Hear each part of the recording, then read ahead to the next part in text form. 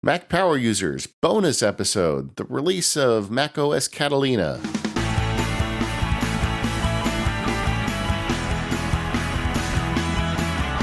Hello everyone, this is David Sparks, and joining with me is my pal, Mr. Stephen Hackett. How are you, Stephen? I'm good. Special bonus episode. Woo! Yeah, I feel like, we're in the, we're hot off the press here. That's Apple. right. That's right.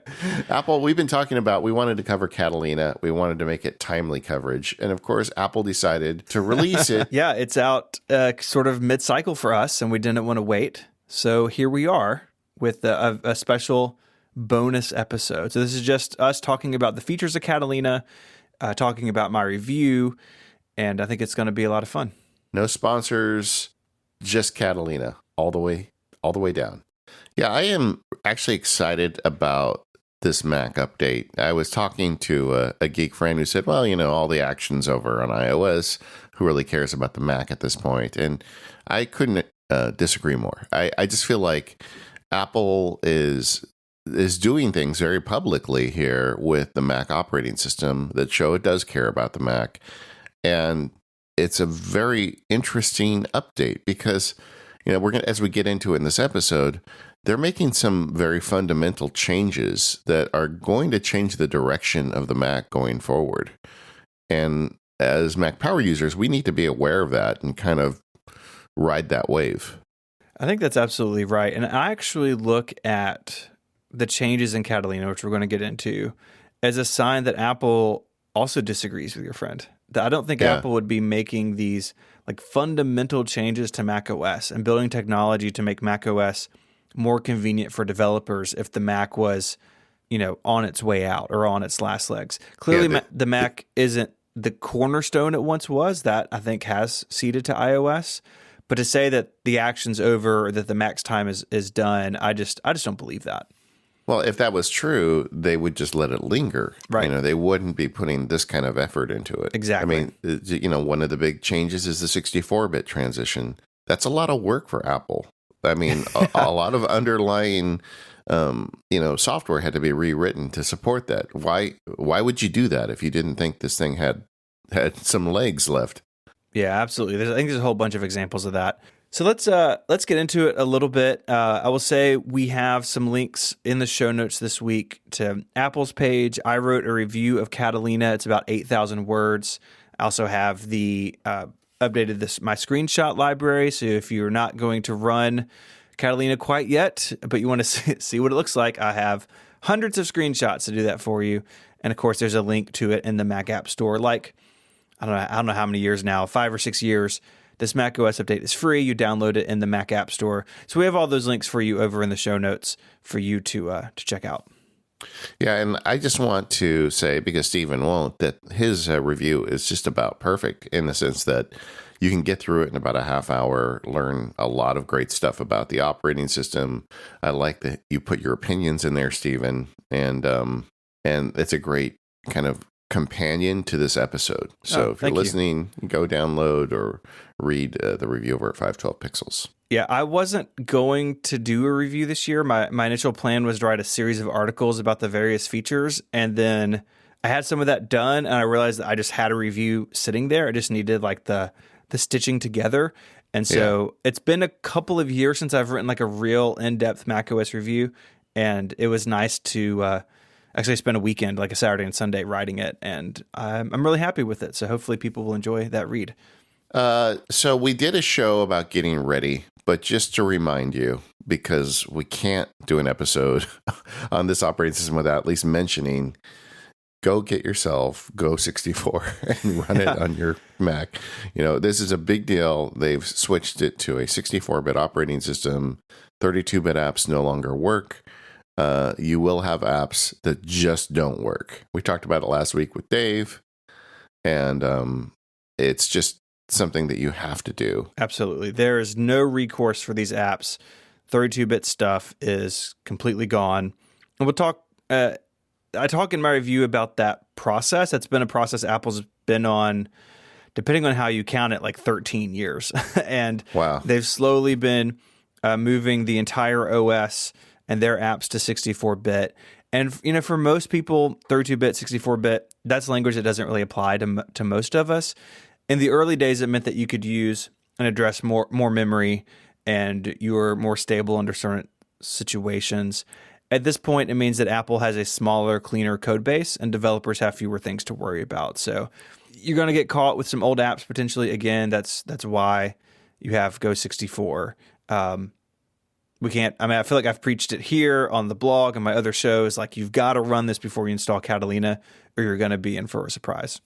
Yeah. Or 30, depending on how many apps you have in trouble. Yeah. Well, especially if it's like a mission critical app. You don't want to discover that after you do the upgrade.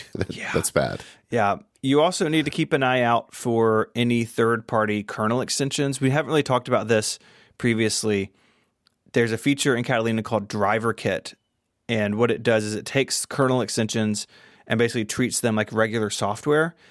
Yeah. I think the most common kernel extensions probably in our audience are things related to like VMware Fusion or Parallels, some sort of virtualization software.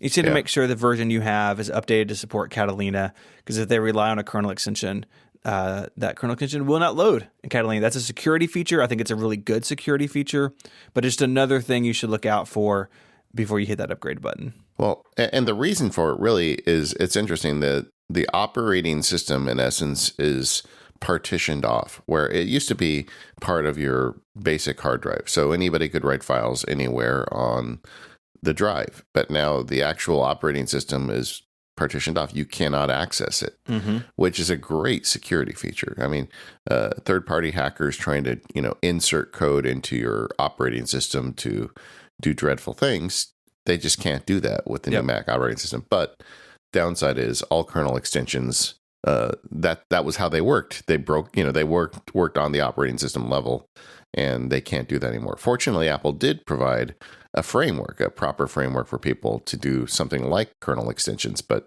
outside of the operating system. Also, I just want to very briefly mention the supported models. It's basically the same as Mojave, unless you ran a cheese grater Mac Pro. Those are all gone now. So any one-port MacBook will run it. Any mid-2012 MacBook Air or MacBook Pro or newer, Mac Mini or iMac, you have to have a late 2012 or newer, and then, of course, the iMac Pro and the trash can Mac Pro, and assumedly the new Mac Pro, all supported by Catalina. So I think these are all the same as Mojave, except for the Mac Pro.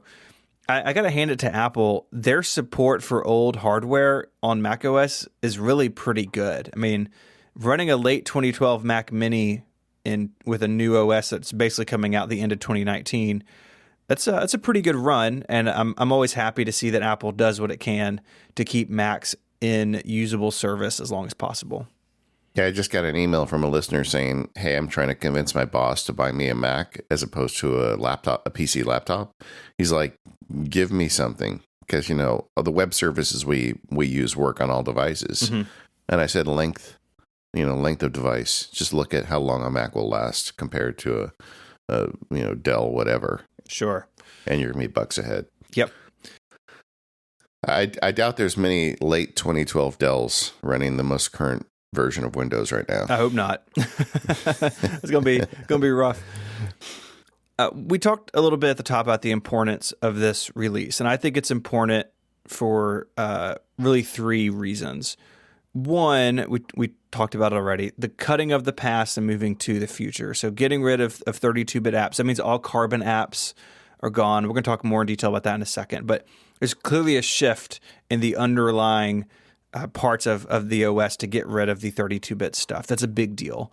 But they're also moving to the future with Catalyst and Swift UI. Catalyst brings iPad apps to the Mac, and Swift UI is sort of a longer-term project. That means a developer could write one application and it could run on the Apple Watch, iPhone, iPad, Mac, and Apple TV. That is clearly a down the road type of thing, but the beginning of it is here in Catalina and in iOS 13. Apple's making the Mac an easier target for developers. And to go back to the conversation a second ago, that's a big deal because Apple is signaling that the Mac is an important member of the overall ecosystem of Apple products. The Mac is not getting left out of this. In fact, Catalyst exists purely to the Mac's advantage. That's a really interesting thing to consider when the narrative has been for the last couple of years that, oh, maybe the Mac's on its way out. These are the reasons I don't believe that. All right, I want to talk about Catalyst. Okay. So to begin with, for folks that haven't been up on the news, Catalyst is this system where you can take an iPad app, currently just iPad apps, but everybody assumes at some point it's going to be iPhone apps as well, and relatively easily convert that code to run on a Mac. Now, the hard part for the developers is you're going to have to take a touch interface and turn it into a mouse and keyboard interface, and I think some will do that better than others. But the general code base is just going to come over. And like there's been several apps talked about. I think there's rumors that GoodNotes is working on this, which is an excellent iPad app. That's going to find its way onto the Mac. And Twitter, which has abandoned the Mac, is going to come in. And so the idea is we're going to get a bunch of apps over on the Mac that just didn't exist before. Yeah. I mean, I think the engine behind Catalyst, I think the reason Apple is doing it is because they see the iPad and, like you said, in the future, the iPhone. There's this great ecosystem of apps. And most of the time, there's not a Mac version, or maybe Mac users are stuck with the website. So look at Twitter. iPhone app, iPad app, no Mac app. They got rid of the Mac app a few years ago. And so if you want to use Twitter's first-party experience, you got to do it in a browser. Apple does not want the Mac to be boiled down to just a system that runs a browser. They don't want to be, I'm sorry to fire the shot, they don't want to be a Chromebook, right? They don't want the Mac just to be Safari or just to be Chrome. They want it to be a rich ecosystem with apps. And so this will be a shuttle for those apps to come over from the iPad. I've been on several betas now. Most of them are pretty good. This is definitely a thing where developers will need to do a little more work than just clicking the box to make it compatible. The developers who are going to spend time on really tuning this, I hope will be rewarded in the marketplace by customers and by customer satisfaction. I will say it will be unfair to judge Catalyst on day one. And in fact, we are here on day one. There's not a lot of things out there yet. This is going to be a slow rollout because developers really kind of got it handed to them with iOS 13 this summer. And a lot of the developers I know personally had plans to be on Catalyst on day one, and now they're going to be later in the fall or maybe into early next year because iOS 13 just burned down their summer, right? So this is going to be a slow start. It's going to be like anything else. There'll be good examples and bad examples. But looking at what's possible here, I think it's really exciting because, like you said, the code base is the same. In fact, if you dig around in the read-only partition in Catalina, there's effectively an iOS system folder sitting on your desk. I mean, it is like an embedded version of iOS that these apps talk to and run from. It's like fascinating under the scenes or under the covers behind the scenes. I mix those metaphors. Kind of an interesting way to do it. So I think that it is a big deal, and I think that we need to reserve judgment until this is a little more fleshed out because on day one, there's just not a lot of examples to choose from yet. Yeah, I mean, the rest of the show, every feature we talk about, you can use today. You can, put Catalina on your Mac and start using it. This is the one that has a question mark hanging over it. But I also think 5 years from now, this may be the biggest thing we remember about Catalina. It's the year that iPad apps came over. And this is another one that's somewhat controversial. Some users we've talked to say, hey, this is like treating the Mac like a second-class citizen. We should have quality apps made just for the Mac. But that's not what Apple's trying to do. I mean, they're trying to make, Swift UI, which Stephen talked about earlier, is an idea where you code once and you put it on all Apple devices. Yeah. And that's how you make it easier for developers to make apps for your platform. And if we continue on the current course, I'm not happy going to Safari to use Twitter. I think that's silly. It is. And I want an app. And the obvious candidates for things like this are things like Netflix and simple apps. But the way I understand this framework and Swift UI to follow it, we're going to get complex apps this way too. I mean, Goodreader is a complex app, and Good Notes. Good Notes. Sorry. Yeah. Good Notes is a complex app. I'd love to see that on the Mac. So anyway, I think this is something to be excited about, but we're going to have to be a little patient. I think too, I think this is a response from Apple that shows they understand the marketplace. Like I agree with those listeners. I wish that the Mac app ecosystem, up to this point was richer than it was. But the reality is it has slowed down, and Apple is not content with that. So they are building these tools to help revitalize it. And yes, that means like what a Mac app is kind of fuzzy now, right? It's kind of a hard thing to define. And as we talk about the media apps in a second, if this is done well, you're probably not even going to be able to tell. I think if you look at some of Apple's new examples, you can see that. And that's really the third reason this is a big release, because it does mark the end of iTunes on the Mac. iTunes is still on the PC, so if you're on a Windows machine at work and you got iTunes there, that's still there. But the kingdom of iTunes has fallen after 18 years into these new media apps, which we can talk about. But those are three really big things. And if you had asked me 3 or 4 years ago, like when Apple was really kind of settling into the one OS a year cycle, I'm not sure I would have predicted these three major things happening all in 1 year. I figured they're going to go annual, and so they'll trickle out updates like they have been doing for quite a while now. That's fine, because boring OS updates are fine. Like you don't necessarily want a lot of upheaval year after year, but all three of these things have come crashing into macOS at the same time, and that makes Catalina, like I said, it's a big deal. So do we want to talk about the media apps? Yeah, actually, before we start the media apps, what's your thoughts on day one install?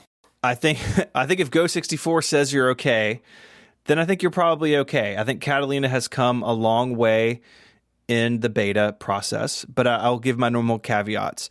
If your Mac is something you rely on to pay your bills, give it a little time, right? Like, so in my life, my MacBook Pro has been on Catalina all summer. I won't put it on my iMac Pro probably until 0.1 or 0.2. I'm going to give it a little time. But if your Mac is, maybe it is a secondary device to an iPad or an iPhone, or there's nothing really mission critical on it, or you use all Apple stuff, right? You're using iWork and you're using, Photos and iMovie and stuff. All that stuff's ready, and I think it'll be okay there.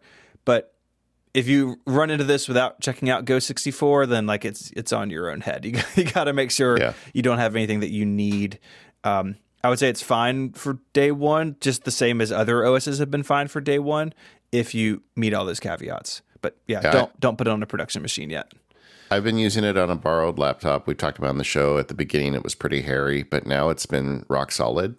Actually, I think I have to return that laptop, but I think I'm going to install it very close to day one. I just have to make sure all the podcasting stuff works, but but I like it. And there's a few features as we get through the show outline here that I don't want to go without. I want them on my iMac. So I'm going to install early, but yeah, that's kind of on brand for me. Mm-hmm. All right. So let's talk about those media. What did you say? The reign of iTunes is over? Yeah, the kingdom of iTunes has fallen. Okay, I love that. I think maybe we have a show title, but either way, so they've broken it up into apps, and the complaint about iTunes was it just became they kept bolting on features to the point that it became kind of ridiculous, and they did on the Mac exactly what they've done on the iOS devices. Is now instead of having an iTunes app, you have a separate music app, a TV app, a podcast app, and overall. Well, let's start with the music app. What's been your experience with that, Stephen? I think the music app is pretty good as long as you weren't in like the 1% of iTunes power users. So it has Apple Music and your local library on the same footing. It retains almost all of the playlist stuff from iTunes. Some of the UI is a little strange. What's interesting about music is looking at these apps, you would think, oh, they brought the iPad versions over, right? They have Catalyst, they can do all this stuff. Music is actually based on the iTunes code base. My impression is that the music project was already underway when Catalyst was made known within the company. It's like, oh, well, too late. We're already... So it is built on the foundation of iTunes. It's the phoenix rising from the iTunes ashes. So there are a couple of places where the UI is a little busy. There's some sidebars and stuff that can obscure content. But overall, it's such an improvement over where iTunes was, especially if you kind of dip in and out of Apple Music and your local library. That for me at least, it meets my needs. My playlist needs and things are very simple. I'm not stringing a lot of wild things together. So for me at least, I've got no real complaints about it. What about you? Yeah, I like it too. I think it's a necessary step. You do have the big question in my mind was, what about smart playlists? I mean, I like those playlists that say play any song that I love. They have that binary system now where it's you either love it or you don't. But I haven't heard in 6 months. So I can have it feed up some of my favorite music that I haven't heard recently. You can do that. When you install it, it imports your smart playlists. And I was spending time with this before we recorded. I can't figure out how to make a smart playlist from scratch with the new system. There used to be a plus sign at the bottom. There, I know how to create a playlist with the existing Apple Music system. I'm sure there's a way to do it. I don't know. Have you played with that at all? I haven't. I only have one smart playlist in my iTunes library. It is music that is unable to be added to iCloud. Just because I drug some MP3s in once and they were all broken in weird ways. But I'm not a huge playlist user to begin with. Like I basically just listen to albums front to back as if they were on record. So yeah. I don't. I would assume that's in there, but I honestly haven't looked into that. It's obvious now. It's under the new submenu. There's a new smart playlist. So there it is. So you're good. I was just thinking that you would do it from the interface because it feels so much like an iPad app, but it's the menu bar. Sure, why not? And I'm a big playlist person. I make all sorts of playlists. I've manually created them. With Apple Music, I've gone a little crazy because there's a lot of music I like that's obscure that you can access with Apple Music. So I've been doing that even more than the smart playlist lately. If you're a normal music person, this is going to be fine for you. If you want to make the geeky smart playlist, you can do that too. I think it's funny that it allows you, and smart playlists still allow you to sort music by star ratings, even though there's no way in the interface to add them. No. Yeah. But they also allow you to use the love feature. And I always thought the star rating was crazy because like 5 stars. How do you pick between 5 stars? I never was into that. I barely even favorite pictures and photos, like that sort of thing. It's so close to tagging, and I don't like tagging, so it's chaos for me. But that may be just a weird seam where, again, this was based on the iTunes code base, and like that is like shining through somewhere. Yeah. Well, it's nice, and it is not kind of the hot mess that iTunes had become. When you open it up, your music's right there. And I mean, iTunes, everybody made fun of it. I had no problem managing iTunes. I would imagine most of our listeners didn't either. There was a button at the top. You clicked on it, and then you picked which media you wanted to work in, and then you were good. But my wife, my kids, they never could figure it out. So yeah. I think there's a lot of users out there that this is going to make it a lot easier for them. I had a client of mine, I do a little consulting, and they needed some help purchasing music in the iTunes Music Store and then putting it on a playlist in iTunes.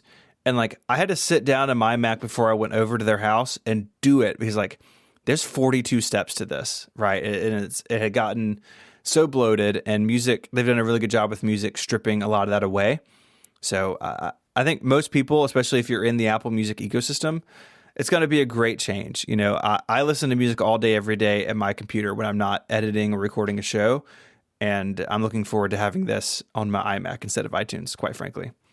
One other thing about this is iTunes was clearly an app built in a day when you bought music and you owned your music. And that was clearly the priority. This application is clearly the priority is an Apple Music subscription. Yes. Yeah, it is built for our modern age. Yeah. TV. They added a TV app. And this is a case where I think maybe I'm wrong, but it's just better. I mean, the way you played your media through iTunes was really difficult and inconsistent. And this, you open the TV app, it's just like having the Apple TV on your Mac. I don't have a TV in my office, so I love this. I've been using it a lot, and it's great. Yeah, it is. It's like the Apple TV experience just on your Mac, right? Like all the stuff Yeah. is there. Even if you pay for the Apple TV channels, so if you buy what is it, HBO or something else, you get Yeah. access to all that. When Apple TV Plus, Apple's TV streaming service comes out in November, that content will all be here. I don't watch a ton of media on my Mac, but I know a lot of people do, right? Like a lot of people, if you think about people maybe in a small apartment or in a dorm or something like that, where their MacBook like is their TV, right? This is going to be so much better than the old system. No, it is way better. I've got to get through, Disney Plus has that new service Disney's making. And of course, Disney owns Star Wars, so I'm in. And in February, they're making a final season to the Clone Wars animated series. Ooh. I got to get through 6 seasons of Clone Wars. And these are like, old-timey TV shows where they've got like 25 episodes a season. I got to get through 6 seasons of that between now and February. So that would not be possible without me being able to run an episode while I'm sitting here scanning documents or something. So this is great. I think this is a really nice improvement. And then there's podcasts. Yeah, which is a Catalyst app. So this is based on the iPad podcast app. And if you didn't know that and you had podcasts and music side by side on a Catalina machine, I'm not sure most people could tell the difference. They look basically the same. They act basically the same until you hit the preferences pane. The settings look massively different. But other than that, like it feels like a Mac app. And I saved this comment for this app to talk about in particular. There are going to be quite a few people who sort of use the terminology like, oh, it's a native Mac app. Catalyst apps are native Mac apps. They're not running an emulation. They're not some sort of Electron deal. Like they are Objective-C or Swift running on the Mac directly. So I want to kind of not use that terminology because it's inaccurate, but this feels like a traditional Mac app. And if you like Apple Podcasts, then you will like all those features and everything are all here as well now on the Mac. Yeah, you put in the notes. It feels like music until you hit the preferences pane, and then it looks like an iPad app. Yeah, exactly. Every year when I put the betas on my devices, I switch over to podcasts. I usually am not using podcasts is not usually my default podcast player. Usually it's macOS app, but the every year I decide to give it a try, and every year it kind of miserable. But this year it didn't. I feel like they've between the fact that it syncs your podcast, you've got a separate app over on the Mac. The watch integration is very good now. So when I go work out, I can just put a pair of headphones in and Bluetooth from my watch, and I never have manually gone in to assign podcasts to sync it. Somehow it seems to be just doing it fine for me. And I don't think the podcast app is a dumpster fire anymore at all. It's a good app. It is good. It also does make me excited for Overcast and others to come to the Mac because the Mac has been left out of the podcast ecosystem. I mean, how many people listen to a podcast at their desk with their phone and AirPods, right? Like you can just do it with the Mac now. And I think it's great. And I think that it's good that one of these media apps is a Catalyst app and a really good one. These apps are a lot better than Home and voice memos and stocks and everything else that Apple shipped last year. This is a great app, and I think a lot of people are going to be really happy with it. And Home, totally unrelated, Home still is kind of a terrible Catalyst app. It's really bad. Yeah. Steven, one of the things we used to do in iTunes is we would plug in our devices and manage things, decide what pictures went on and all the various bits, the backups and everything. What happened? iTunes isn't there anymore. That all got moved into Finder, believe it or not. I'll put a link in the show notes to a blog post I wrote over the summer about this, but it basically looks the same as the iTunes syncing did. You just plug your device in, it shows up in the sidebar in Finder, and you click on it, and you can sync any content to it, restore it, all that sort of thing. So it's all there for you, just not in music. It's now in Finder, which I think makes sense under this new thinking from Apple. It won't. Why would it be in music? Music is just for music. Finder deals with devices, so put it in Finder. Makes sense to me. I mean, now that we do cloud-based music services, syncing your device in your music app seems kind of weird when you think about it. So I'm glad it's in the Finder. Like Steven, I've tested it. I've worked with it a couple times. I've plugged things in, and and done work with it, and it's fine. You're okay. And then not all, most of the Apple Arcade apps will be available in Catalina. I have not spent a ton of time with Apple Arcade yet. It's been a very busy fall for me, but that is a section in the Mac App Store in Catalina for you to go check out those games. You can pair a PlayStation or Xbox controller to your Mac over Bluetooth and go crazy. So if you got an iMac and you want to turn to a game console, you can do that with Apple Arcade. Yeah, and just to emphasize, it's not a separate app. It's just part of the Mac App Store. Right. Just a new tab in there, just like on iOS. There are also a lot of changes to the built-in app. So we talked about 3 new ones, which actually I think the most new system apps we've had in a long time. But we also have, the apps that are just come with the OS. And I know you've been spending a lot of time with Photos. What's new for Catalina? What do you think about the changes? I think the biggest change, and this is across the board, you'll see it on your iOS devices as well, is just they're getting better at discovery and organization. I mean, it's always, well, actually, that's not the biggest change. There's a lot to cover. But the thing that's most obvious is when you open the application, it surfaces good photos for you better than it did before. And the problem is we just have too many pictures now. When you've got a camera where you're not paying to get your film developed, this habit starts. I do it myself. I'll take 5 pictures where I used to take 1. So you've got these massive libraries with tons of photos, and then how do you find the good ones? And the program is getting smarter. I'm sure there's some artificial intelligence involved, but it is finding pictures that are well lit. I mean, if you look at the ones that it pulls out for you, they're rarely bad pictures. And I think that's great. I've been really impressed on iOS 13 and Catalina on my laptop, not only at the quality it picks, but the diversity of shots that also show up. And part of that is the days, month, years organization, which I want you to explain because it's a little weird to talk about. But I just love this. I've got tens and tens of thousands of photos and over 1,000 videos in my library, and I'm rediscovering things through this.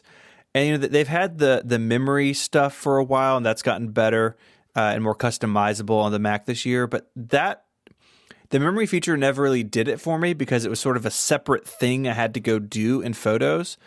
And now, if you just use the default view, you're getting that sort of content filtered up automatically, and I'm genuinely loving it because I'm finding pictures that I had totally forgotten about, and it's fun to open it and just see what Photos has served up for me that day.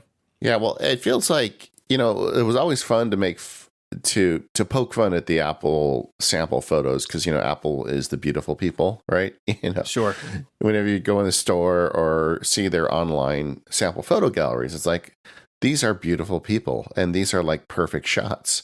But the technology's got to a point where the cameras now, even if you're not a good photographer, they can a lot of times get a good picture. And suddenly you start looking like a beautiful person because they find the good ones and they surface it. It's like they've caught up a little bit with their own marketing. And I like that. I think that's cool. But they have changed the organization. Photos is organized by days, months, and years. And the months and years views now are contextual. So you'll be reminded of photos you've taken around this day in the past. And I don't know, it just feels... it's more fun now, I think. I don't know how else to put it. But again, I keep thinking about people who don't spend a lot of time working in Photos. They're going to be delighted when they open this up and get to see pictures of, on a birthday, they're going to see pictures of birthdays through the years. It's just very smart. I like what they've done. And that's really where the days, month, years tabs come in, right? I've noticed... recently, our youngest had a birthday, and I flipped through here, and it was basically his birthday party or birthday for the last 5 years. His entire life, very easily accessible, and that was really special. I have all those in an album because I am one of those people. I spend a lot of time organizing my photos library. I actually have a smart album to show me what photos aren't in other albums, so I make sure they get filed. But it is so neat to have it done automatically because most people don't spend the time I do in that. My wife tried and then she sort of gave up 2 years ago. And this has been huge for her because she can just open her phone or iPad and the organization has kind of taken place automatically. I love that you don't want to tag, but you do that.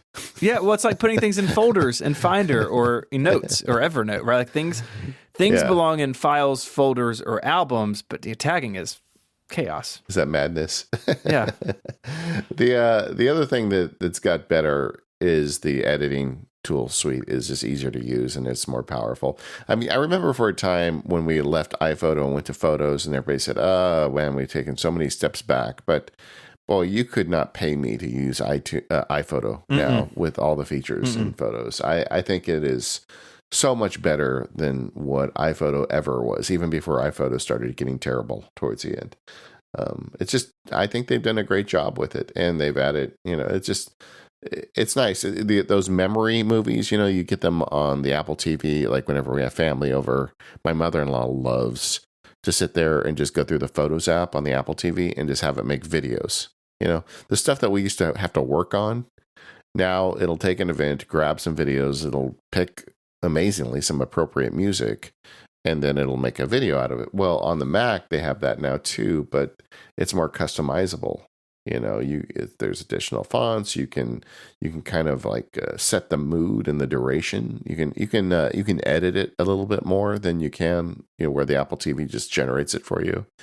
I think they've made a lot of progress with Photos. I'm working on a field guide on it, so I've got so many ideas that I don't want to turn this whole show into a photo show. I could talk for hours, but this is the Apple thing where they make something and then they iterate it on it every year, and before you know it, you're like, wow, this has really turned into something. Mm-hmm. I think this is the year where Photos, you notice that, and it feels like a very cohesive platform across iOS and the Mac. Like Photos is now an Apple product and experience no matter what device you're on. And especially if you do the iCloud photo library stuff, so all your things are everywhere. I've really come to enjoy it. I don't miss the days of, I used to do all that in Dropbox, and like I had this crazy Hazel system. I don't miss any of that because Photos has gotten so good.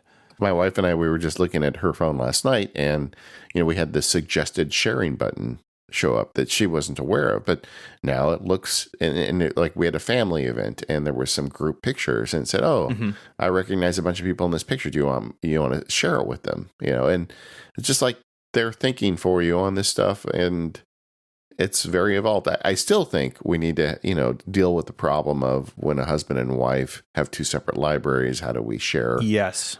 And I mean, there's still problems to be solved, but the general usage experience is superior than it's been ever before. I want to talk a little bit about Safari. It's not only the browser, but it actually powers a lot of stuff in macOS, the technology under Safari. And Safari 13 actually came out a couple of weeks ago. It's out for Mojave and High Sierra, of course, in Catalina. So I don't want to spend a ton of time on it, but it's got an updated start page where it sort of brings in iCloud tabs, recommended links sent to you in messages, which I really like, and sort of building that start page, making it easier to get where you want to go. Yeah, that's way better. I mean, that it's not just a little upgrade. The start page is superior to what it was. In fact, it's so much better that I used to have my start page set to be an empty window, and now I'm doing it as the Safari start page because it's really useful. If you use Safari's built-in password manager and it syncs with iCloud, for a while now you've been able to create new passwords there and save them to iCloud Keychain through Safari. And now if you manually type a weak or easy to guess password, Safari will sort of preemptively warn you that that's a bad password and want to replace it for you. So if you use that system instead of something like 1Password or LastPass, that's gotten better. And one of my favorite features, David, if you had told me this summer that this would be my favorite Safari feature, it's that if you start to type, so you have a browser window, you have a bunch of tabs open, you open a new tab and you start typing a URL. So say that I start typing MacSparky, and I already have another tab open to MacSparky. Safari will tell me and offer me to take me to that tab instead of opening it again. That sounds like a ridiculous feature, but I totally love it. Like I don't, something about it. It's like I usually, especially when I'm working on show prep or an article, I will have a ton of tabs open. And a lot of times, instead of trying to find the tab that I lost 30 minutes ago, I'll just open it again, right? Like, and now I don't have to. Now Safari's like a very helpful little browser butler and telling me where my things are. It's really funny when you like start closing a bunch of tabs. Have you ever done that where you just start closing them really quick and you see the same website come up like 6 times? Yes, this will help you with that. One thing we should mention is that Safari 13 brings a big change to Safari extensions. The old style extensions are no longer supported. There's a new style that sort of, it basically turns extensions in Safari to the little Mac apps. And I haven't had any trouble with this because all the ones that I used, which aren't many, One Blocker and One Password, basically the only two I use, those have been fine. But if you have an older Safari extension, it's not going to work in 13 potentially. So you've already discovered this because Safari 13 got pushed to everybody a couple weeks ago. But if you were wondering what happened to that one extension you used, that's what happened. So there may be a new version, or you may have to find something else. This is breaking some like older style content blockers for the new content blocker system. But for the most part, I think people will be okay. I don't think most people use a bunch of Safari extensions. But if you did and you had trouble, that's what happened. This is part of a bigger theme where Apple is just getting out of the plugin business. You know, they no longer want developers to be able to inject into their code, just like they don't want system extensions, like we talked about at the top of the show. They're taking out plugins from Safari. They're taking out plugins from Apple Mail. They have provided ways for developers still to get that functionality with, in essence, a separate app that is kind of sandboxed and not as dangerous to the user. Mm-hmm. But it's going to take a bunch of work for everybody. Yep. All right. Speaking of Apple Mail, they have made they've made improvements. I was just saying the plugins are going to lag behind. I was just looking at a Small Cubed, the people that make mail tags, and they've got a waiting list right now. So I'm sure they're going to be behind the release. If you need that plugin to make Apple Mail work, that may be a reason to hold up. But they've added iterative changes to Apple Mail. Mute thread is there, and you can block a sender. So they're trying to kind of bring in some more power features that we've seen from outside applications. But Apple Mail is still Apple Mail, right? It's solid. Yeah. It gets the job done. It's not going to be it's not going to have the cutting edge features. That's frankly what drew me to SaneBox, who is a sponsor of the show now. But when I first started subscribing to them, they weren't. And the reason is I just wanted to upgrade Apple Mail, and that's what allowed me to do that. Yeah, it's sort of surprising how slowly they move along with Mail. There's a lot of stuff out there they could add to it, and this is not the year that those things have been added, right? There's no snoozing. There's no real, in iOS in particular, no sharing stuff or extension support, really. It's just a very slow and steady type of program. Yeah, I heard from a birdie that that there's been so much work on Apple Mail behind the scenes on the security to make Mail more secure.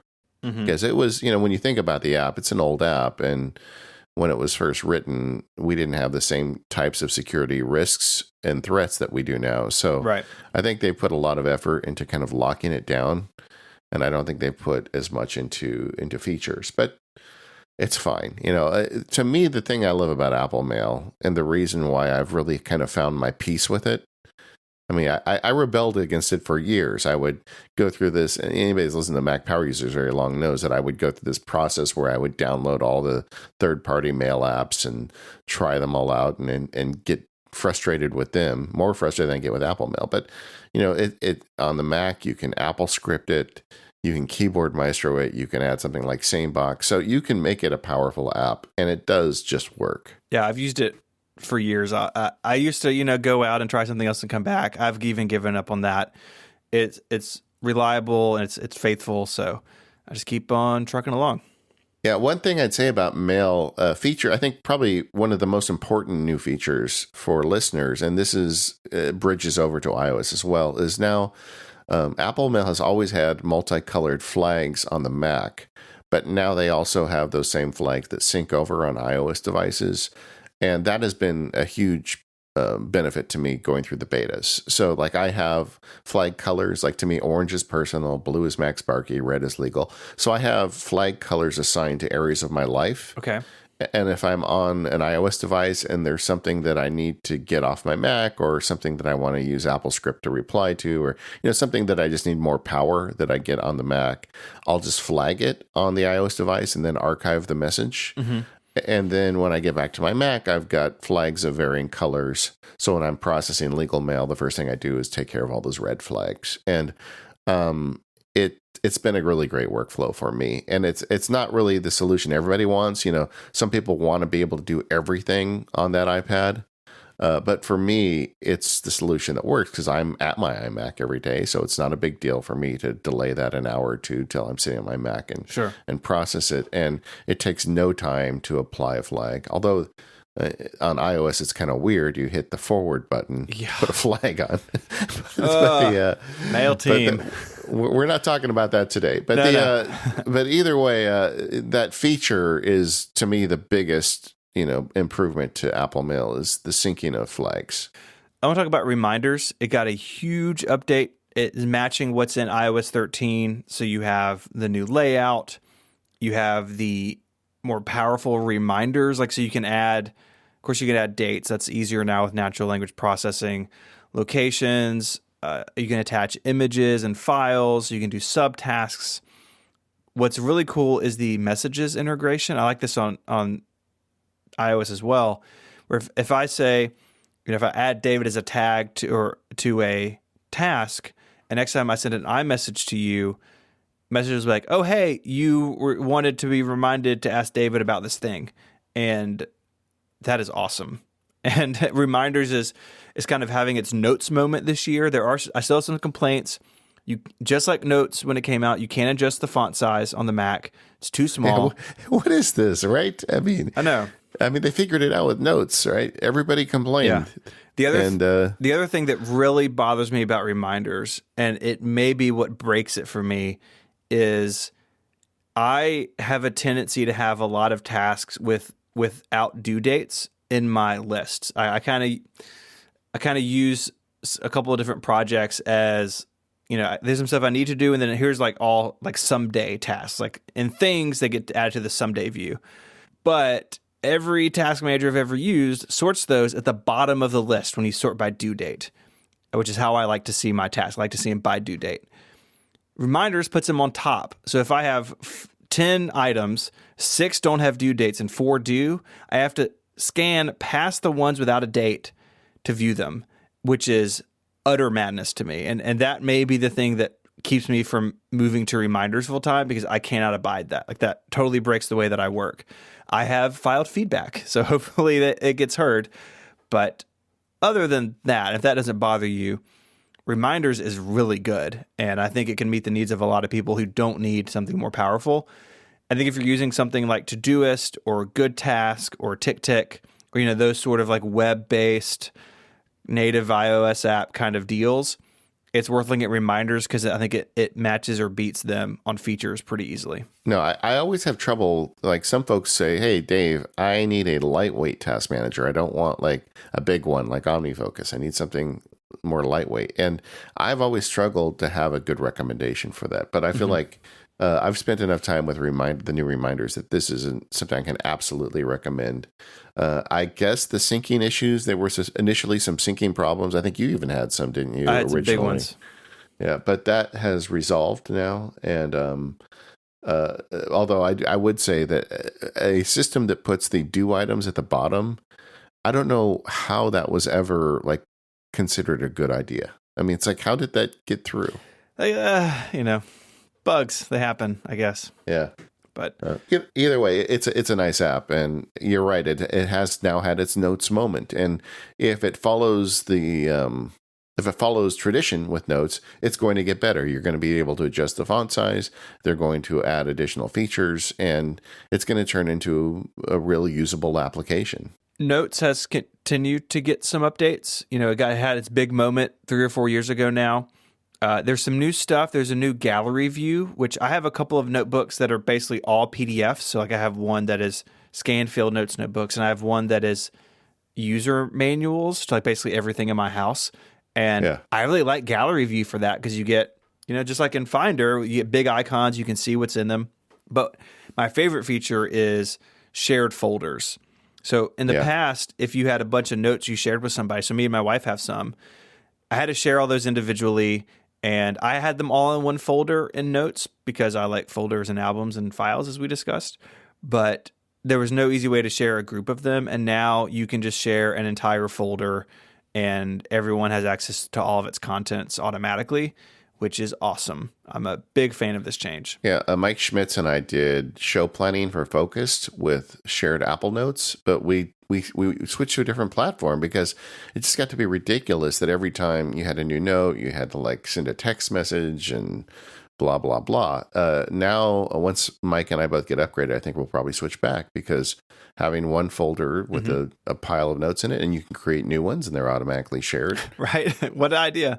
Yeah, exactly. It just makes sense. Another thing about notes, and this is kind of a carryover, it's like Apple Notes on the Mac had better like folder creation and organization tools than it did on iOS. Right. But they brought that parity, so that makes the app even better for the Mac as well, because suddenly you can have nested folders and you can easily create them on all devices, and it just makes the application even more useful across the board. So I am increasingly using Notes. I currently have 1,400 notes in my Notes database. Woo. And I'm at like 500. I thought I had a lot. Yeah, well, I just, I keep like lots of things in there. And in the past, I was told by people at the fruit company, hey, you get to 1,000, you should slow down there, Sparky, And that's not an issue anymore. So I think the back end is getting more stable. Good. They added a better search as well. But I think that overall, I just like the fact that Notes gets improvements every year. When this product came out, Katie and I argued about it on the show about, is this something that Apple is going to make this one improvement and then forget about it, or are they going to continue to improve? And they've continued to evolve this, and I like that. Me too. One thing is a good example of that is Checklist, which has been in Notes forever. Yeah. But it was just a visual way to have a list that you could check boxes off of. And now they're much more powerful, so you can reorder them with keyboard shortcuts, which is cool. You can have it to move check items to the bottom of the list automatically. So if you're like packing, sometimes maybe other people have this too, where if I have a list of 10 things and like half are checked and they're interspersed, sometimes it's kind of hard to see like what's checked and what's not. You can group them automatically now. And if you've completed a whole checklist and want to reuse it, so again, my packing checklist, I use it several times a year, and to undo it, I have to go tap, tap, tap, tap, tap to uncheck them. Now I can just select them and uncheck all of them at once, which is awesome. So nice. This little feature in Notes that a lot of people probably use is getting just a little bit better. And it's pretty sweet as someone who uses Checklist for, packing list. I do it for when we record a live show. I have like a prep thing of like, make sure you have this, you've done this, you've set this up. And things that I use pretty often now will be less annoying to deal with after the fact. We got a new app that replaced an existing feature. That's this Find My app. Yeah, man, the name hurts me. Well, I think the other penny hasn't dropped on that yet. Yeah, right. Like there's rumors of a Tile-like device, but Find My combines Find My iPhone and Find My Friends, which I really like actually, to have one app to see where people are and then see where my and my iCloud family devices are. One thing on the Mac, I talk about this in my review, is that it does not include a Today View widget on the Mac. Yes, I'm sad about that. Me too. I used it all the time. Now, this is a Catalyst app. I don't think that precludes them from building a Today View widget. Maybe they just didn't get it done in time. But I hope they bring that back. I hope someone at Apple listens and brings that back, because that was a great way to very quickly to see if, I work back here in the studio. I don't know necessarily like if my wife's home or not. I can very quickly see without texting her or, going to bother her like, oh, are you home? Or and if she's not, then I'll wait till she gets home for something. It's a nice little feature that I used a lot, but maybe it'll come back. But other than that, like this, again, it looks like the iPad version because this is a Catalyst app. And I think if you didn't know that, you wouldn't necessarily think that, because it also looks like Maps and other things that are traditional Mac apps. Yeah, it's like I used to use it all the time because it's like on days that I would cook dinner for Daisy, I'd want to see when she left work. And I know I could probably do that other ways, but it was just nice being able to swipe over on my Mac. So like you, I really miss that feature leaving. Mm-hmm. And you can just open the app. I get it. It's not that big of a deal. But That's a real, where it's not a hard problem to solve, but it was faster. yeah. There's one thing in here that I want to talk about finding offline devices. So say that you have an iPhone and, it gets stolen or misplaced. Someone else has it. In the past, you would log in to find my iPhone and you could see the phone where it was, see somebody speeding down the highway with your iPhone. But if they turned, airplane mode on or took it off the network, then it was invisible to find my iPhone, right? Because it can't call home. In this new system, any Mac or iOS device with offline finding enabled, so you have to go and turn it on, it can detect a lost device via Bluetooth locally. So think about my example. My phone is stolen. Someone has taken it off the cell network. It's not on Wi-Fi. And they then walk into a gas station. If someone else is in the gas station with this turned on their phone, Find My will ping me and say, hey, someone else's phone saw your phone here. There it is. Really nice. Yeah. It's done in a way that's completely encrypted. So like, I don't know it's even happening as the other, say that, David, you're the other person in the gas station. You don't know that your phone has helped me recover my phone. It's completely encrypted. Apple says that the way it's built is there's no impact on your battery life or cellular data plan. This is really cool because what Apple has done is it's turned its fleet of 1 billion devices into a Find My network. And I think that's why if they do the tile thing where you could attach a sticker to your wallet and your wallet gets stolen, this would work the same way. Why that feature is so interesting, because in a lot of places in the world, especially in North America, there are iPhones basically everywhere. And Apple can create this mesh network to find things. And I think it's great. I think it's really cool, especially because it's basically invisible once you turn it on. You don't know you've done a good deed, but your iPhone is there making sure you get some karma points. Yeah. And so the rumored product is a tile-like product that you can stick on things that you buy from Apple, but it's going to tie into this Apple network, which is so much bigger than anything Tile has, Yeah. So like if they make one, I'm buying it and I'm going to tape it to the bottom of my bicycle. I like if someone steals my bike, I'm going to know exactly where it is. So, just like stuff like that, I think it's going to be great if they do that. And that's why they gave it the weird name Find My, because it's going to be more than just Find My devices and Find My friends. Mm-hmm. Yeah. I'm going to put them on my bikes. I even thought, like, would it be interesting to like put one in my car? They're depending on how expensive they are. I'm just going to put them on everything. You could put one in your kid's backpack, right? Like if they don't have an Apple device. Like seriously, like, I mean, so there's all sorts of things. I probably should put them in my kids' backpacks. They leave them everywhere. Did your kids do that when they were young? It's like, come home, like, where's your backpack? Oh, I don't know. It's on the playground. It's like, what are you doing? Was that a problem at your house? No, it wasn't, but they destroyed them. I could never figure. We'd buy like a new one in September, and like in January, it would look like it had been dragged through the desert, by a truck with a chain. I don't know. I don't know how they did it. Those kids would wreck that stuff. Yeah. I think they would just get one handle and just drag it home every day.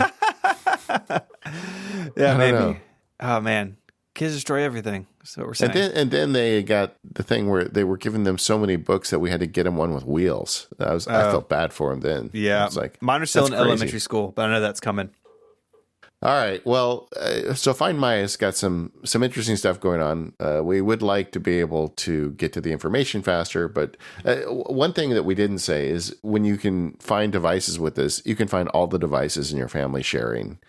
And that is an improvement. Before, a lot of times you had to like re-enter credentials every time you wanted to do that. And that was a pain. And now it's much easier. And I can ping, when my kids say, Dad, ping my phone, I can do it from my Mac, and it's all good.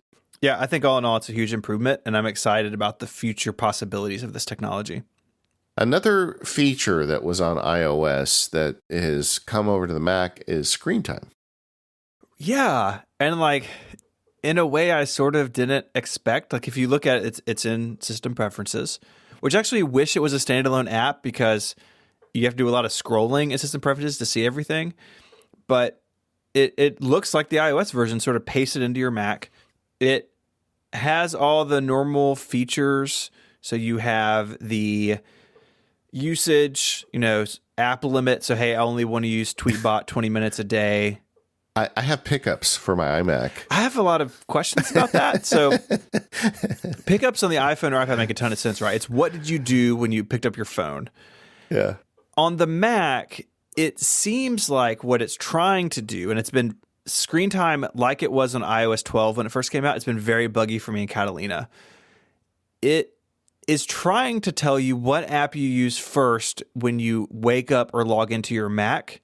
Yeah. But I've only caught it doing that correctly a couple of times. I also was unable to ever get screen time on my Mac to sync with screen time data on my iOS devices, even though I told it to. It's like still a little buggy, but I'm glad the tools are there. The Mac has had parental controls for a long time, but this is so much easier than the old system and so much more full featured. And when it does sync with iCloud and all your other devices, it's going to know that if you only want to spend half an hour on Twitter, you could just cheat by using Twitter on your Mac all day. Now you won't be able to because that's all going to be synced together.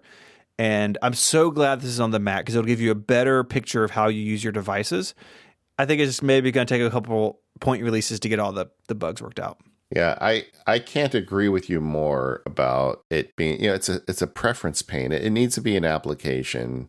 It needs to be in the menu bar. I mean, if you really want to have access to this data, how often do normal people go to the system preferences? I really wish, even if it was still in system preferences, there needs to be an option to put it in the menu bar, like a lot of other system preference panes do, right? Like Bluetooth. I mean, most of the things in your menu bar from Apple open system preference panes. I really wish you could throw an icon up there.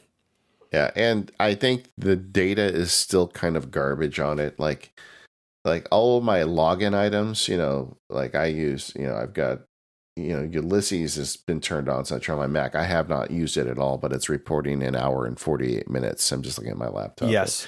So it seems to be recording apps in the background way too aggressively. And then the other thing is like, there are apps that are actually kind of more useful for time tracking, like timing. I think they've even sponsored this show. I know they sponsored one of my shows. I just can't remember which one. And I've done screencasts for them. They're nice guys. But but like they report like not only that you used Word, but what document in Word you were working on, or not only that you were on Safari, but what websites you were at. And there's just not as much granularity in this data. So I feel like there's a ways to go with this, but only Apple could make a system that tracks across all your devices, and they've got to start somewhere, and they've started.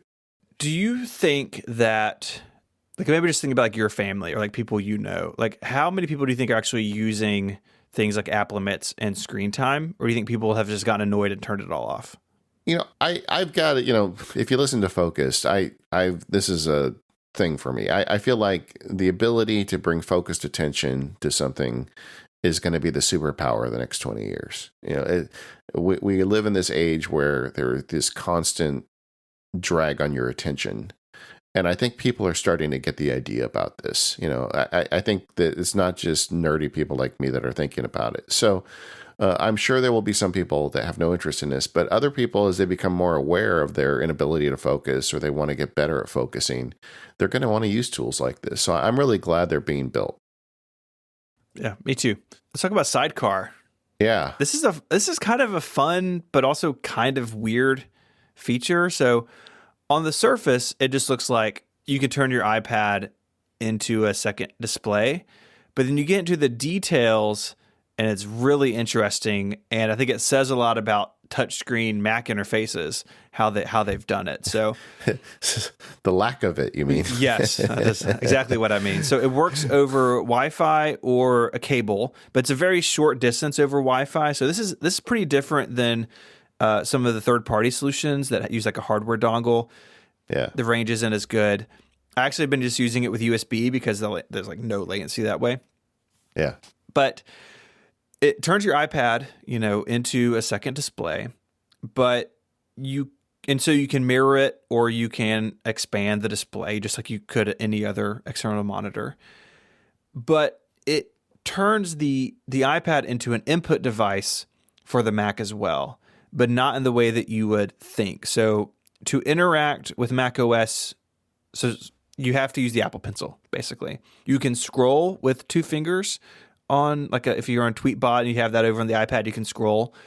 But to use any of the interface, it requires an Apple Pencil because macOS is just not ready for touch, right? The elements are too small on the screen for your finger. And so they're relying on the Apple Pencil here, which is pretty cool. Like if you want to bring a Mac drawing app or like Mac Photoshop onto an iPad and use the Apple Pencil, it's awesome for that. But I think people who are kind of hoping for just like a touch screen second monitor for your Mac, this isn't quite that. It's almost there, but it's a little bit different. It's just so weird to me that this device that is fundamentally, before anything, an iPad is a touchscreen device until you pair it to your Mac, and then it's no longer a touchscreen device. But then in some ways it is, because you use like two fingers to scroll up and down. You know, when you're in a document, you can scroll up and down with two fingers. So it's just, I feel like this is another one that they have now, started climbing the mountain, but they're not to the top yet with this. It needs work, but there are some things about it that are really cool. You can put the virtual touch bar on that extra screen. I know a lot of people love to hate the touch bar, but sitting here with a touch bar next to your device, it makes sense on a touchscreen device, assuming it's acting as a touchscreen monitor. Right. So I like having that there. It also makes you less reliant on things like menus and UI in the Mac, on the Mac interface, because a good Mac app will bring things that you want to the touch bar. And so it speeds things up. I think it makes a ton of sense to bring the touch bar to this. I think it's actually the smartest thing about it. It also has a sidebar, so you can quickly get to like the command key and other shortcut keys, just like something like Screens. Screens does this as well, and so do some other VNC clients. So it is a pretty quick way to move around your Mac. I think if you're an artist or somebody who is doing a lot of precision work, this is cool. I've actually have used it a few times to practice keynote setups because I, dear listener, unlike some people, only use a single display on my Mac, not multiple displays. And it's been kind of cool to like use an iPad to like show me what the keynote would look like, but then have my presenter notes and everything else on the MacBook Pro. So there's lots of uses for it. But it's kind of a weird feature. It's cool, but it's not what it looks like on the 10 necessarily. Yeah, and there's one more piece of this that Apple really hasn't done a very good job of communicating this, but they call it continuity markup. And with Sidecar running, if you have an iPad, you can drag a preview document onto that screen. And I've been doing it with this laptop. And what it does is once you put it on the screen, it kind of snaps the preview to fill the screen. And then you can use the Apple Pencil with the annotation tools to annotate it essentially on your Mac, but with the benefit of a pencil. Does that make sense? Yeah, that's cool. It's great because usually what I do, I am so sold on the iPad for PDF markup, which is how I pay for my shoes a lot of days. People send me contracts and whatnot. I got to go through them. So, the usual method is, I put the contract on a cloud somewhere. Then I put it to the PDF app of choice on my iPad, and I sit down and review it on the iPad. But now I can review it on the iPad without moving it. I can essentially just have it on my Mac, but be doing the markup with the pencil on the iPad. And then I can have the iMac screen open to the research or whatever else I'm doing. And then when I'm using voice control, which we're going to talk about, I can dictate notes to it as well. So it's a cool feature. And again, I feel it's a little rough around the edges, but it works. And you just have to enable Sidecar and then drag your preview window over. And like some of the things about it I don't like as much, like highlighting, it does like a mouse highlight. It's like it's kind of a Mac still, kind of a touch device. It's somewhere in that gray area in the middle. But they did make changes, and they did add like touch. Well, you need your pencil, but you can make changes to the annotation tools And it's definitely a first pass of this. It could use some work. I'm going to submit some notes to Apple once I kind of spend some more time with it. But I like it. And anybody that spends time annotating documents or doing anything with the Apple Pencil, like in that context, this is something you may want to try once you get Catalina installed on your Mac. Something we spoke about a while back was the addition of voice control. You did this video on it and talked about it. It's an accessibility feature that spans iOS and macOS this year. Yeah. And can you give people like maybe a reminder of what that looks like and how you can use it? Yeah, so voice control is an accessibility feature that was added this year.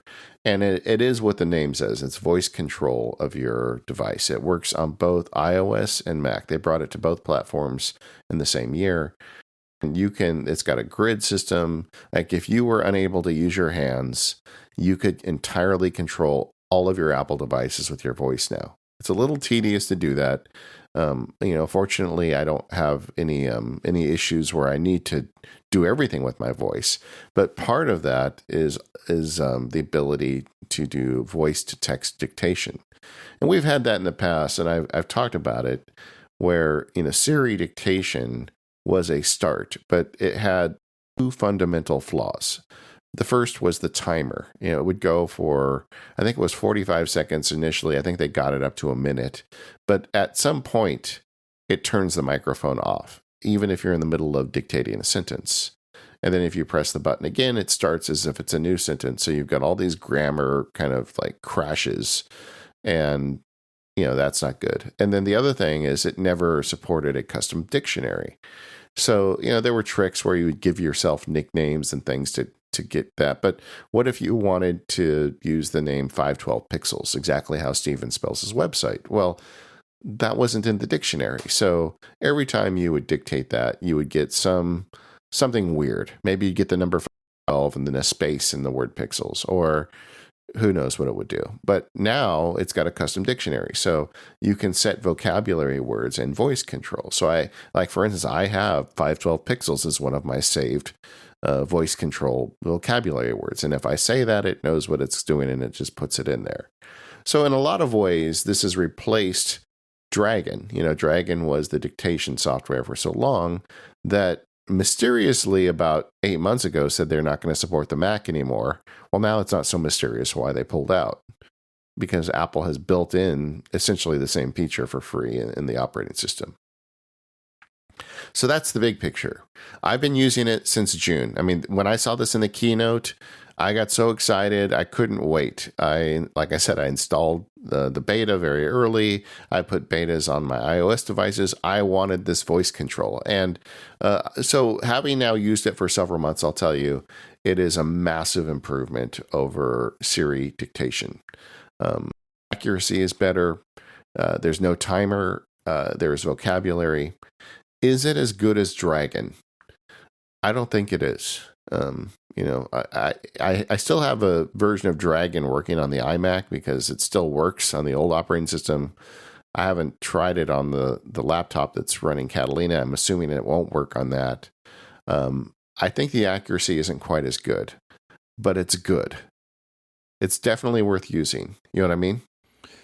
Yeah, I've been playing with it, and even though it's not perfect, it's way better than anything I've ever used, because I was never on the Dragon train. Yeah, but the difference is my Dragon voice file is years old. I've been using it for a long time. Right. So it's really got accustomed to the way I speak and the words I used.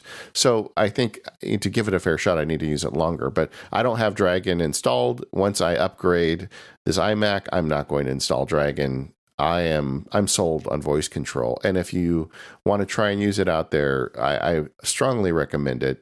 There are some tricks to dictating better.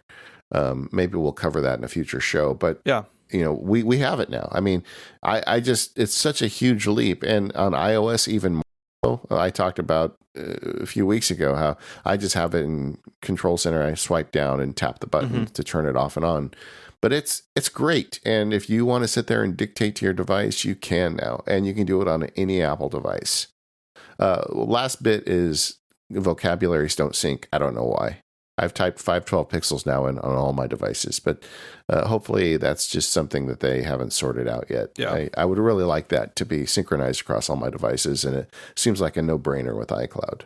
And this is part of the accessibility package in Catalina. So while you're using it for dictation, it can also be used for controlling bits of the interface. Like a grid gets overlaid over the screen, and you can talk to the Mac and say, I want to go to this grid, zoom in here. You can even have gestures executed based on your voice. It is really powerful. Watching Apple's demo video of this at WWDC was just breathtaking because it unlocks the Mac to so many people who weren't able to use it easily before. I think it's a really big deal to those customers and those users. And you can add your own custom commands. So, like, for instance, when I'm using Apple Mail, I created a custom command that says, when I say send this email, press Command-Shift-D. And so I'll dictate a response to an email. And if I look at it and it's close enough, I'll just say, send this email. And off it goes. It's really awesome.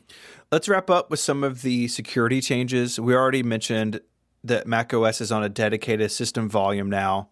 We talked about driver kit and the change coming for kernel extensions. We'll talk about something that the T2 enabled Macs have. So this is the new MacBook Air, the Mac Mini, Touch Bar, MacBook Pros, the iMac Pro, anything with that T2 chip. You can now enable activation lock. So again, you have a Mac, it's stolen, someone's driving down the highway with it. If you had activation lock turned on, then they cannot re-log into it. They cannot erase and install it. Only you can unlock it for those purposes. So it is effectively not useful to them, which is great. You can brick your Mac. Another feature, and I think it's really interesting, is expanded Apple Watch support. So the unlock with Apple Watch has been around for a couple of years now. But now you can approve a bunch of different types of security prompts by wearing the Apple Watch and basically authenticating with it. So some things, not everything that requires Touch ID on the Mac does this, right? It's not a replacement for Touch ID. But some things like viewing passwords in Safari, I think it works in Notes to unlock locked notes. You can also do it to unlock system preferences, you know, like when you want to do something. Yeah. So you can have you experienced this yet? So my Catalina test machine is not signed into my iCloud account. It's signed into a test iCloud account. So I have not tried this firsthand yet. I don't generally use my iCloud account on test versions of macOS until I know it's done. Also, I don't wear an Apple Watch every day. But I want to talk about that. That's a story for a different time.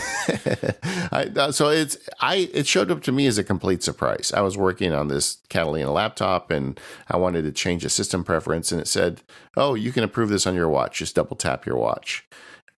So taking your hands off the keyboard, looking at your watch, double tapping, I think that's a little faster than tapping something with a mouse and tapping in a password. I don't know that it's all that much faster, but it does feel like living in the future. And I don't think it is like I said, it's not a replacement for Touch ID, but it also makes me worry that Touch ID or Face ID is not coming anytime soon to more Macs, right? Like I have an iMac Pro. It's the most expensive Mac you can buy until the Mac Pro comes out. No Touch or Face ID, right? Like I was hoping something would give there soon, and this kind of makes me think that maybe it's not. But it's a nice feature if you wear an Apple Watch. You know, the unlock with Apple Watch is awesome, and this all works just as well. And people can already be using the approve Apple Pay with the watch or the phone. It's that sort of thing. Apple does that stuff really well to like use another device to authenticate you on the Mac, and this is just that expanding, which is really pretty cool. Yeah. I think the biggest story, though, about security with this release is all the approvals you need to give it now that you didn't before. So I'm going to read you a list of things. So if you or an application do anything to touch any of these sorts of data, you're going to get a pop-up asking you to approve it. Your documents folder, your downloads folder, your desktop, anything in iCloud Drive, any removable media like a USB, like a jump drive or something, external drives, keyboard events, so something like Text Expander or Keyboard Maestro, anything that could monitor or change what you're typing, or creating a screen capture in QuickTime or third-party apps. any of those things will trigger a pop-up saying, hey, this application wants to control this or access that. Don't allow or okay. Some of this is old. Mojave had some of this. Mojave also, I think it was maybe even High Sierra, introduced the preferences pane to like, yes, give this full disk access. Don't give that. This is just continuing to expand. I have no problem with Apple wanting to protect people's data on their disk, but I truly think, my honest opinion, is that this is too far. That when you install something like Transmit, this is in my review, I got 3 pop-up notifications the second I opened Transmit, and then a 4th asking me if I wanted it to send me notifications. The problem with this is people are going to stop reading these on about day 3. Yeah. And I think when you interrupt the user with a pop-up like this, you are training them to just hit OK if there's too many of them. And I think it's not as bad as Windows Vista. People will make the comparison to Windows Vista because it had its crazy authentication system that worked kind of like this. But it's pretty close, right? Like, it is annoying as someone who knows what they're doing to get stopped by that. So my proposed solution for this is, if your account on the Mac is a standard user, you should see these. But if you are like me and you run as a local administrator, there should be a way to turn these off, because I know what I'm doing and I don't need to have my hand held by macOS anytime I install an app that wants to see what's in my desktop or documents folders.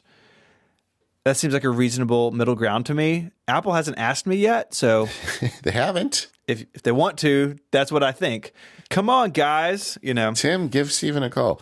I'll tell you so I have the same problem, with this. It seems like every time I start playing with an app, I get all these boxes on my screen. And to me, I think the biggest injury or insult of it is multiple boxes for a single application. It seems to me like they should be able to say, hey, you just opened Transmit. It needs access to these 3 things. Mm-hmm.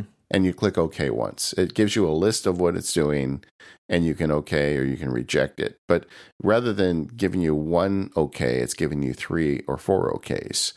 And that's the part that I don't understand. It's like, come on, Apple. You guys are the best user interface designers in the world, and you couldn't figure out a way to combine this stuff into one approval?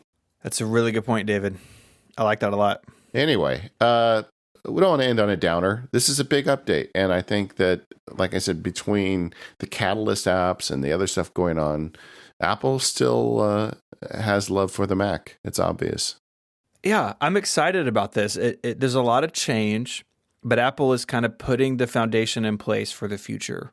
Things like Catalyst in the next couple of years will hopefully bring more apps to the Mac. And with Swift UI, Apple's going to bring whole new types of apps to their entire ecosystem at once, where the Mac is a level playing field with other devices. That's good for the Mac. The Mac needs a rich third-party app ecosystem that has not been its strong point the last few years, and Apple wants to change that. And I think Apple's more committed to the Mac than they have been in a long time, right? We wouldn't be getting these changes. We wouldn't be getting the Mac Pro. We wouldn't be getting these things if Apple was checked out with the Mac. And so I think Mac users, while you should be prepared for this update, I think they should be excited about what it signals from Apple, and I know that I certainly am. Honestly, voice control alone is enough for me to want to upgrade. But when you look at how iTunes has turned into these media apps, the Catalyst stuff, the improvement to photos, I mean, they delivered the goods this year. And I'm sure we missed a few things. Sign in the forums. Let us know the things you like most about this new operating system. But I think we've got something to be excited about. Absolutely. Well, thanks again, everyone, for putting up with us dropping another episode in your podcast feeder. But we're very excited about this, as you can tell. Go ahead and download and install it. Unless it doesn't work for you, then don't blame me if you do. But sound off in the forums. This is a great release for Apple, I think, and I'm really looking forward to seeing what happens. We'll be returning to our usual programming. You'll get a show this Sunday. See you then.